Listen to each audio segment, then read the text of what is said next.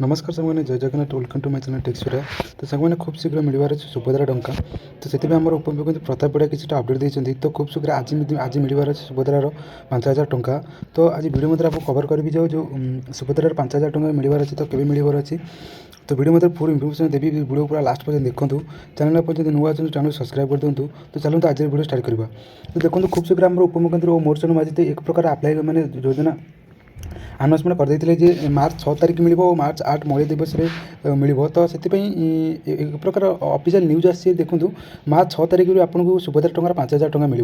तो से कौन अपडेट रही है देखो देखो आज मिल सुभद्रार प्रथम किस्तर प्रथम 5,000 टंका। तो खूब शीघ्र जो आज 6 तारिख अच्छी तो आज आपको मिल पाए खूब शीघ्र आप अकाउंट को 5,000 टंका मिल पाए। तो से किसी ऑफिशियल न्यूज पढ़ी देखो आज सुभद्रार प्रथम किस्तर प्रथम 5,000 टंका हिताधिकारी को मिल और कोटी अधिक महिला हिताधिकारी पाखे पहुँचे सुभद्रा टंका। तो ये जो आज 6 तारिख अच्छे प्राय 5,000 टंका लेखा कोटी अधिक महिला को टंका मिलवर एक प्रकार संभावना नहीं।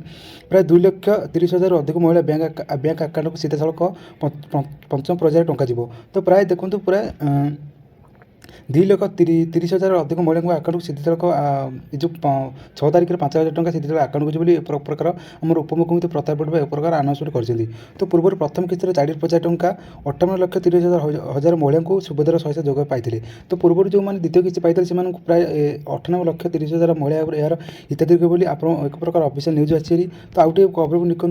तो प्रथम पर्यायर यही कोटी अधिक महिला हिताधिकारी टंका दिहब। तो दिन पर पुणी सुभद्रा द्वितीय किस्ती टंका पाइबे। तो देखो 6 तारिख जो प्रकार 5,000 टंका मिल पुनर्बार 8 तारिख आपको एक प्रकार पुणी थे 5,000 मिले। तो बेसिकली आप जो मैंने नुआ भी आप्लाय कर एक प्रकार 3टी किस्ती मिल। तो बेसिकली आप देखो 3टी आपको 15,000 टंका मिल। जो मैंने प्रथम किस्ती पाई आपको प्रथम 6 तारिख 5,000 टंका मिल। तो से प्रथम एक प्रकार 5,000 किस्ती पाई तो प्रथम 6 तारिख प्रकार 5,000 किस्ती मिले पूर्व तापर आपको 8 तारिख एक प्रकार 5,000 टंका मिल। बेसिकली आपको एक प्रकार 15,000 टंका मिल।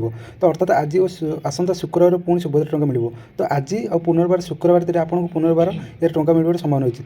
तो मात्र 3 दिन महिला हिताधिकारी पाइबे 10,000 टंका। तो मात्र 3 दिन मात्र आपको 10,000 टंका मिले एक प्रकार आनाउंसन कर। तो जो सुभद्रा आदौ मिलना कि आवेदन करना से व्यस्त हो परामर्श देते उपमुख्यमंत्री प्रताप पड़े।